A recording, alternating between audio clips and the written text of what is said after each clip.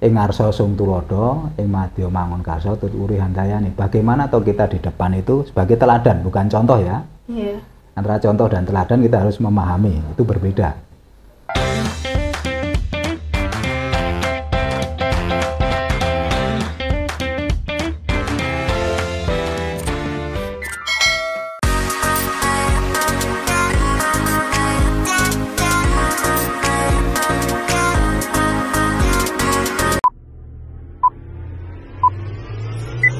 Assalamualaikum warahmatullahi wabarakatuh. Waalaikumsalam warahmatullahi wabarakatuh. Salam sejahtera dan salam pendidikan untuk kita semua. Halo Sobat FKIP, apa kabarnya? Semoga tetap sehat, ceria, dan semangat dimanapun kalian berada. Kembali lagi di podcast kesayangan kita, Apa Kata FKIP. Tempat nongkrongnya ide-ide keren seputar dunia pendidikan yang akan dibahas melalui perspektif fakultas kita, Fakultas Keguruan dan Ilmu Pendidikan. Bersama saya, Julia Nur Fadila, yang akan menemani beberapa menit kalian ke depan. Nah, Sobat FKIP, pada episode kali ini kita akan membahas topik yang mungkin sedikit kontroversial, khususnya di fakultas kita. Menjadi guru itu pilihan atau malah pelarian? Karena niat awal itu nggak selalu sejalan sama jalan hidup kita. Mungkin memang ada yang sedari awal memilih menjadi guru, namun ada juga yang menjadi guru karena situasi yang mendesak. Nah, episode kali ini kita telah mengundang narasumber yang sangat tepat untuk membicarakan topik ini, yaitu Bapak Wakil Dekan Fakultas Keguruan dan Ilmu Pendidikan Universitas Bengkulu, Bapak Dian Pujianto. Selamat datang Pak, apa kabarnya? Alhamdulillah baik. Alhamdulillah. Pernah nggak Pak mendengar bahwa profesi guru itu sering dijadikan menjadi pilihan cadangan? Sering sekali ya, guru itu sering jadikan second opinion. Betul. Karena saya mengalami sendiri. Saya dulu cita-cita angkutan. Angkutan sampai 3 kali, kalau dulu namanya UMPTN ya, kalau sekarang apa SBMPTN. SBMPTN betul. UTBK ya. UTBK kalau saya dulu 3 kali. Tapi yang ketiga disaranin oleh orang tua saya, pilihlah olahraga, guru olahraga. Karena kebetulan saya itu beberapa waktu di SMP, SMA selalu ikut klub olahraga, baik dari bela diri, permainan dan sebagainya. Karena saya memang suka olahraga. Tapi saat kelas 3 SMA itu jatuh cinta ke akuntansi. Makanya memilih untuk daftar di akuntansi ya Pak. Ya. Nah Pak, kalau udah sering dengar, menurut Bapak apa sih Pak yang melatar belakangi stigma di masyarakat bahwa guru itu pilihan atau second option? Sangat banyak sekali ya. Dulu kalau mungkin teman-teman pernah dengar lagunya Iwan Fals, Omar Bakri, nah memang kondisinya seperti itu. Guru itu hanya sebelah mata. Kenapa? Gaji sedikit, mohon maaf. Orang tua saya dulu mulai jadi guru tahun 77, gajinya hanya 30.000 atau berapa. Zaman dulu tapi ya, walaupun zaman dulu itu mungkin teman-teman tidak pernah mengalami uang 5 rupiah. Uang 5 rupiah itu kayak apa enggak tahu. Jadi dulu itu saya kalau dapat uang 5 rupiah sangat bangga sekali. Kenapa? Sudah bisa beli 5 permen. Tahun 84, 85. Itu. Jadi pandangan orang ke guru itu mending jadi petani. Karena gaji bukan, lebih besar ya Pak? Bukan gaji, tapi pendapatan lebih besar. Oh iya betul. Panen kalau zaman dulu bisa setahun 4 kali, 4 sampai 3 kali. Dapat kira-kira sekitar hampir setengah ton. Nah kalau dijual kan lebih banyak daripada jadi guru. Sebulan berapa? 30-40 ribu. Nah seperti itu kondisinya. Mending kue ngalas le kalau zaman orang. Atau memelihara sapi atau kambing atau kerbau. Lebih menguntungkan. Jelas menguntungkan. Bahkan nenek saya itu pedagang. Dulu pun orang tua saya ngajari untuk sambil berdagang sambil sekolah. Nah itu. Berarti Bapak ya pencetus pertama di keluarga yang menjadi guru Pak? Ya bukan, orang tua saya guru. Ayah saya guru bahasa Inggris, ibu saya guru tata boga. Ayah saya tak jadi guru tahun 79, ibu saya 77. Oh, memang latar keluarganya tapi pendidikannya Pak. Iya, saya setuju sekali sih Pak. Karena memang padahal guru itu fundamental ya Pak. Tapi gajinya itu sangat sedikit. Iya, kurang diapresiasi kerja kerasnya. Padahal untuk lebih maju, guru itu seharusnya mendapatkan penghargaan dan apresiasi yang Sangat lebih tinggi. layak ya Pak. Ya jelas kan, karena kalau guru seenaknya mendidik, apa yang terjadi pada generasi kita? Betul, iya. Dengan gaji segitu ya kita, mohon maaf, kadang ogah-ogahan, nah sini aja digaji segini. Mohon maaf, kalau zaman dulu pasti guru mencari sampingan. Biasanya dulu les bahasa Iya, Inggris, iya. les apa. Nah, sehingga kalau dulu kan pulang jam 12, jam 1, kalau SMA biasa setengah 2. Nah nanti sore guru-guru itu membuka les sehingga dapat tambahan. Nah seperti Iya. itu kejadiannya. Coba Anda bayangkan ketika seorang yang hakim, seorang jaksa, seorang polisi, kalau zaman sekarang ya sangat wah sekali. Kalau zaman dulu sama, karena di bawah TNI polisi itu. Nah, Iya. Padahal iya ya Pak, guru itu dipandang sebagai mungkin profesi kelas 2 ya kelas Pak. 2 atau kelas 3 mungkin. Iya, padahal yang melahirkan profesi kelas 1 yang diagung-agungkan masyarakat juga Guru. adalah guru ya Iya. Pak. Betul. Nah Pak, tapi kalau misal terlihat nggak sih Pak perbedaan orang yang menjadi guru itu karena niat awalnya terpaksa dan memang niat awalnya itu ingin menjadi guru, terlihat pada kinerja mengajarnya nggak Pak? Kalau itu saya tidak bisa ya melihat ya dia itu awalnya seperti apa atau apa, karena kalau sudah terjun ke situ otomatis dia mau tidak mau itu. Tapi hanya mungkin kalau dilihat personnya mungkin akan kelihatan ketika dia sudah sering bolos atau apa. Nah, Iya. karena kalau secara umum bagaimana kita melihatnya, tapi kalau kita melihat personnya per satu-satu, oh ini seperti apa, atau passionnya ke guru atau ke apa, atau nah seperti itu. Baik-baik. Bapak sering nggak Pak menemukan kasus orang yang awalnya terpaksa menjadi guru, justru malah setelah banyak pengalamannya jatuh cinta sama profesi ini? Lah saya ini sendiri kan. Oh, Bapak sendiri. Ya karena mohon maaf, dulu saya itu akuntan sampai 3 kali tidak diterima. Akhirnya orang tua saya menyarankan, Le, kamu itu suka olahraga, ambillah jurusan olahraga. Oh siap. Akhirnya pilihan keduanya adalah saya penjas di UNJ. Dan itu pun tidak niat. Ada teman saya yang niat sekali tidak masuk, dan saya tidak niat lah masuk. Nah, berarti itu sudah garis saya. Nah, Garis takdir Iya. juga ya Pak ya. dan alhamdulillah waktu kuliah hampir tidak pernah bayar. Wah, luar biasa. Beasiswanya dapat terus. Kalau dulu kan PPA sama BBM.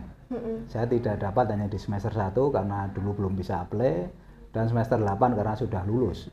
Tidak bisa diambil. Tapi berarti selama perkuliahan itu full beasiswa ya Pak? Iya. Wah. Dulu beasiswa kan bisa bayar hampir 2 semester. Dulu 1 semester itu hanya 120.000.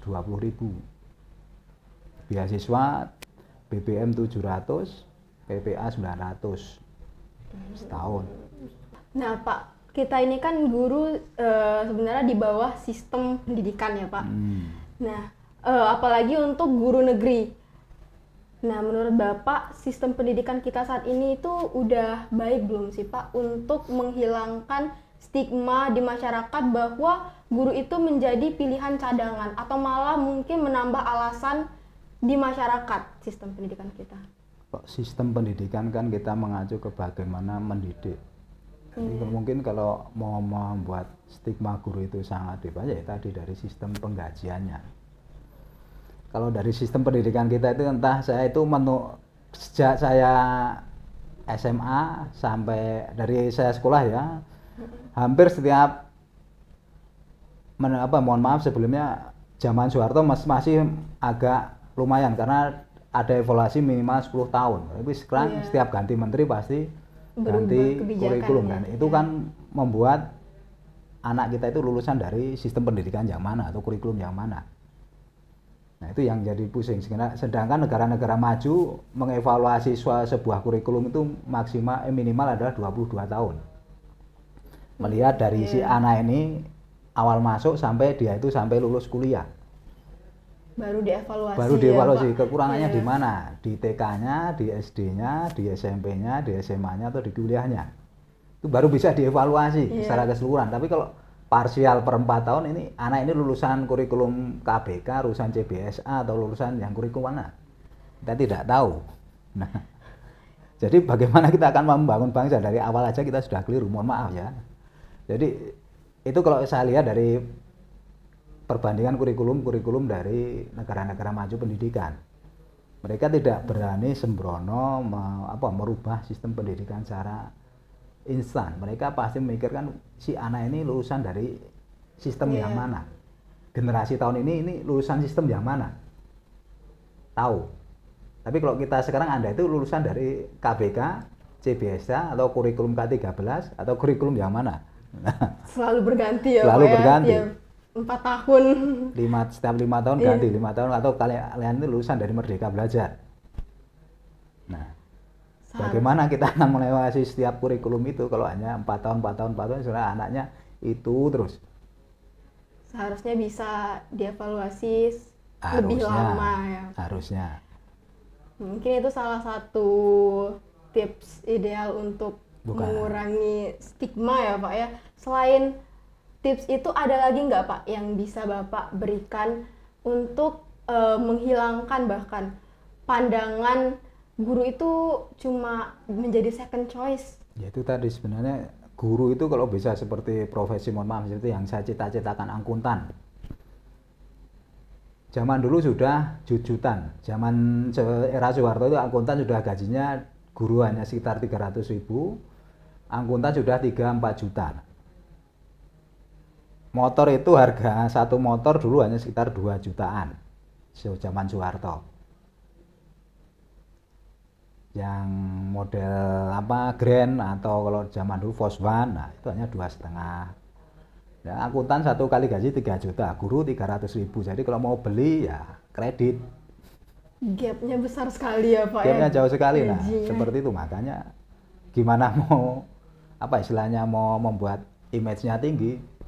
Kalau hakim jelas gaji sama tapi tunjangannya berbeda. Polisi kan juga sama sebenarnya sekarang, gaji sama, golongan ini sama. Kalau PNS itu golongan ini sama gaji tapi tunjangan itu yang membuat akumulasinya berbeda. Nah itu yang membuat gapnya masih sangat jauh.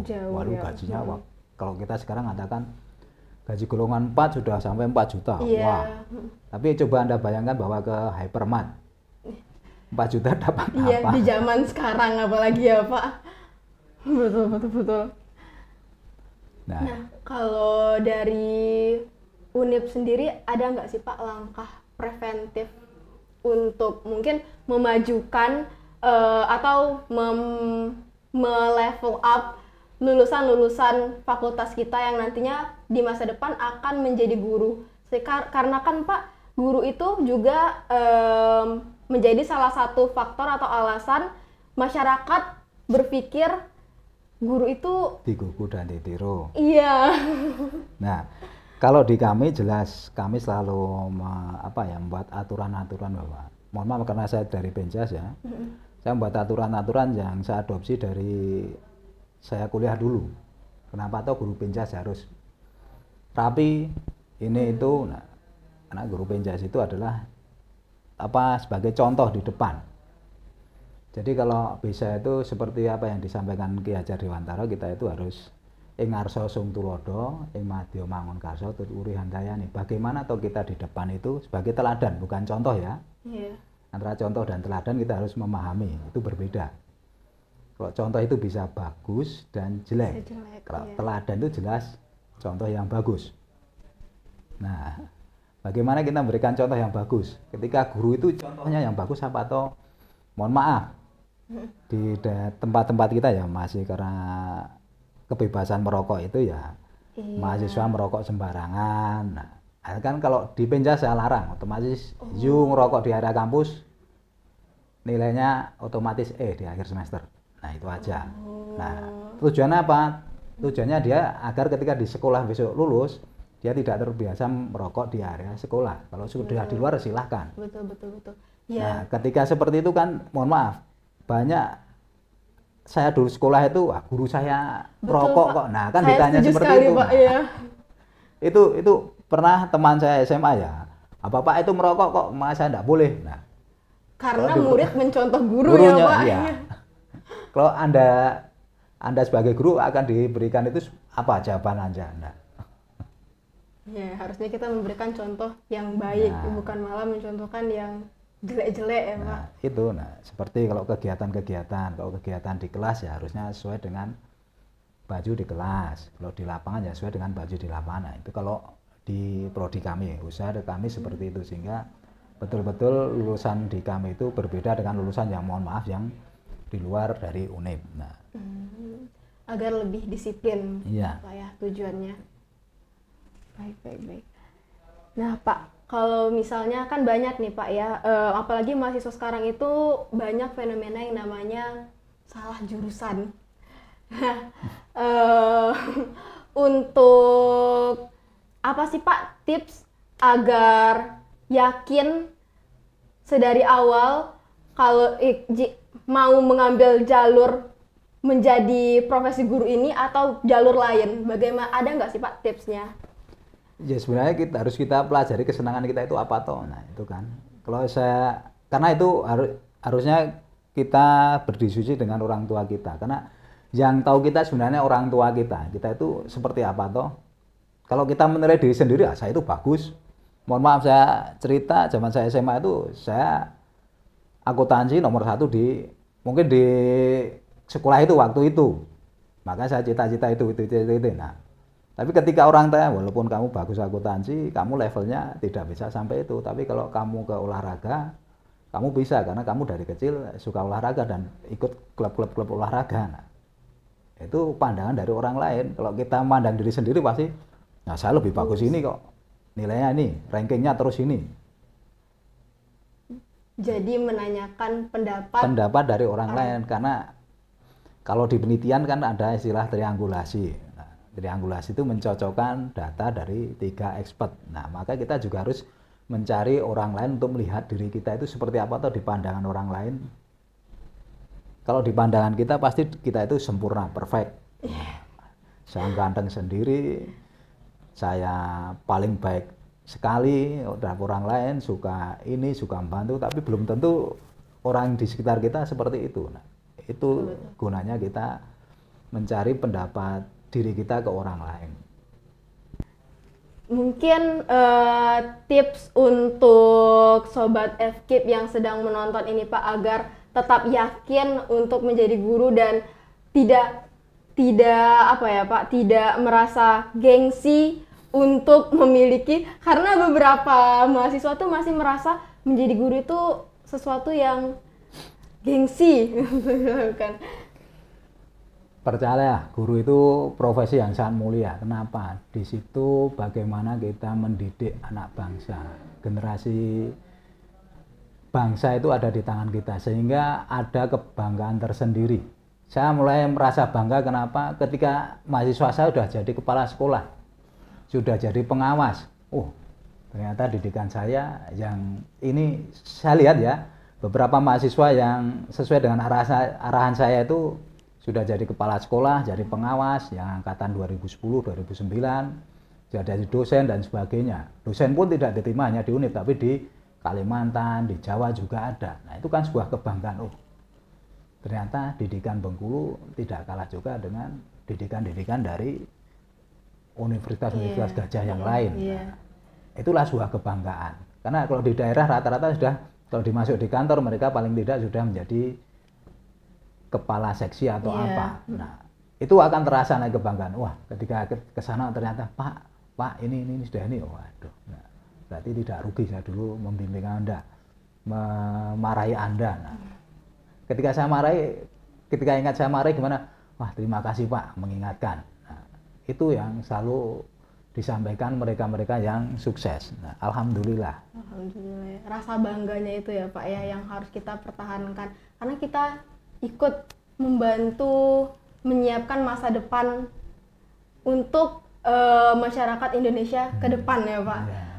Betul. Karena betul Pak, karena guru itu kan memberikan ilmu dan pendidikan ya Pak, dan pendidikan itu bisa memutus rantai kemiskinan. Ya. Nah, itu jika betul-betul kita mendidik itu bagaimana kita mengembangkan potensi si anak. Bukan hanya memberi ilmu ya, bagaimana kita mengembangkan potensi anak. Potensi itu ada 4 domain, dari kognitifnya apa seperti apa, dari afektifnya seperti apa, dari psikomotor dan fisiknya seperti apa. Sehingga jika 4 domain ini bisa berkembang seiring sejalan, dia akan menjadi baik. Guru yang berkompetensi Iya. di masa depan. Iya. Mungkin itu aja pertanyaan saya, Pak. Sebelum kita tutup sesi ini, boleh kita jargon podcast ini, Pak? Boleh. Jadi nanti kalau saya bilang podcast FKIP Universitas Bengkulu, jawabnya lifelong learning. Oke. Oke. Podcast FKIP Universitas Bengkulu, Lifelong lifelong learning. Baik, terima kasih. Sekian dari saya, Julia Nur Fadila. Sampai jumpa di episode berikutnya. Bye-bye. Assalamualaikum. Waalaikumsalam.